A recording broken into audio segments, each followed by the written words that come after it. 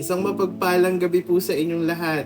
Kamusta po ang mga ginawa natin ngayong araw na to? Na-practice po ba natin ang kapangyarihan ng pag-ibig ng Panginoon? At nagkaroon po ba tayo ng disiplina sa mga bawat ah desisyon natin? No, isa po siguro sa pinakamahirap ang magkaroon ng disiplina. Dahil alam naman po natin na minsan nakakatamad po yung paulit-ulit o yung mga ginagawa po natin. Pero napaka-importante po ito sa Panginoon dahil dito na ipapakita ang kanyang kapangyarihan, no? Kaya ngayong araw pong ito, bago po tayo magpahinga, pagpapatuloy po natin ang pag-aaral natin sa ikalawang Timoteo chapter 1 verse 7. Hayaan niyo pong manalangin ako. Panginoon, maraming salamat po sa gabing ito. Salamat Panginoon dahil ginabayan niyo kami buong araw.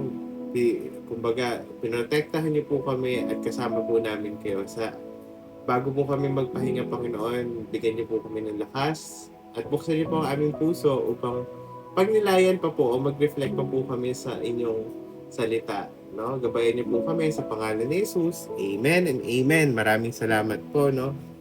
Ah, magandang gabi po. Bago tayo magpahinga, magandang balikan po natin kung paano natin ginugol ang araw natin na ito. Sa bawat pagsubok o tagumpay na naalala ba natin ang Espiritu ng Diyos na nasa atin? No? Alam ba natin o nararamdaman ba natin o nararanasan ba natin ang kapangyarihan ng Panginoon? O nararamdaman niyo po ba na ang kapangyarihan ng Panginoon ay kasama po natin? No? Pwede po tayo mag-reflect dyan. Sa araw po na ito, na-practice po ba natin ang kapangyarihan ng ating yung kapangyarihan po ng ating pananampalataya? Pero bago po natin pagpatuloy, tayo po basahin po natin ang ikalawang Timoteo chapter 1 verse 7 ulit. Sapagkat hindi tayo binigyan ng Diyos ng spirito ng kaduwagan, kundi spirito ng kapangyarihan at pag-ibig. Kapangyarihan, pag-ibig at disiplina sa sarili, no? Tulad po ng tanong ko kanina, na-practice po ba natin ang kapangyarihan ng ating pananampalataya? No? Nagkaroon ba tayo ng pag-ibig sa ating mga ginawa at sinabi? Kung tatanungin niyo po yung sarili niyo, pwede niyo po bang balikan? Naipakita ba natin ang disiplina sa sarili, lalo na sa mga pagkakataong mahirap maging mahinahon? No, minsan di talaga nakakalaglag po may mga sitwasyon po sa ating buhay o may mga kaganapan po sa ating buhay na nakakalaglag po ng prutas talaga, no? Hindi po natin alam kung anong pwede natin gawing reaksyon. Pero na ano po ba natin na na-practice po ba natin ang disiplina sa mga ganong sitwasyon? Ang mga ito ay biyaya na mula sa Diyos, no? At dapat nating pagyamanin araw-araw. Ipinapaalala niya na hindi tayo nag-iisa. Siya ang nagbibigay sa atin ng kakayanan na gawin ang tama kahit nasa pinakamaliit na bagay.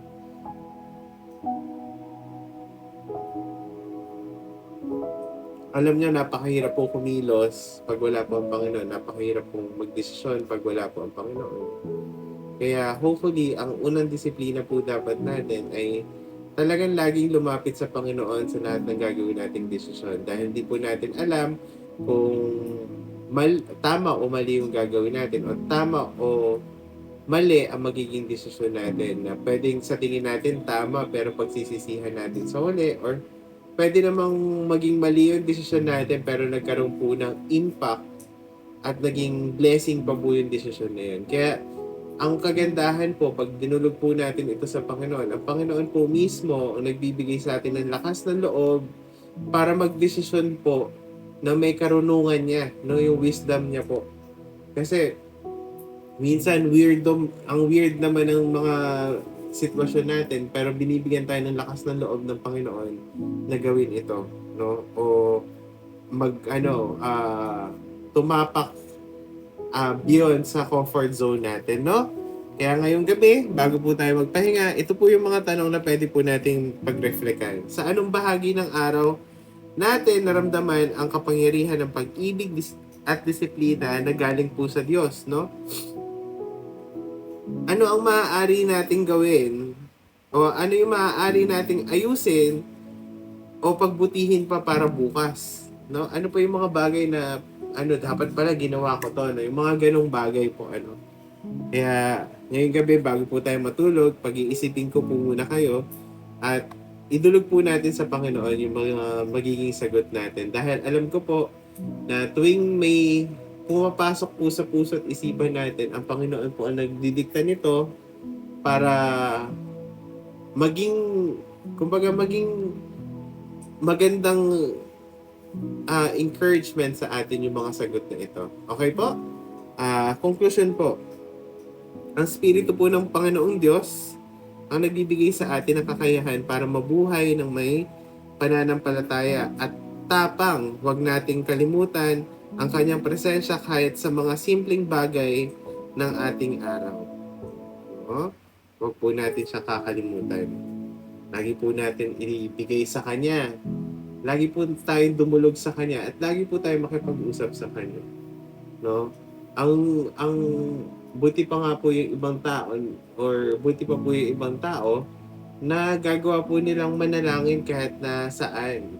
Pero tayo mga mananampalataya po, minsan kailangan po natin ng oras, no? Pwede po natin kausapin ng Panginoon kahit po sa ordinaryong, yung pinakatahimik nating pag-iisip, no? Na tatanungin natin, Lord, tama ba itong gagawin ko? Sa mga ordinaryong desisyon, Lord, ano ba yung dapat kong gawin? Ano ba yung dapat kong maging reaksyon? Bigyan niyo po ako ng kahinahunan or ano pa yung mga dapat nating ayusin sa buhay natin. Idulog po natin sa Kanya.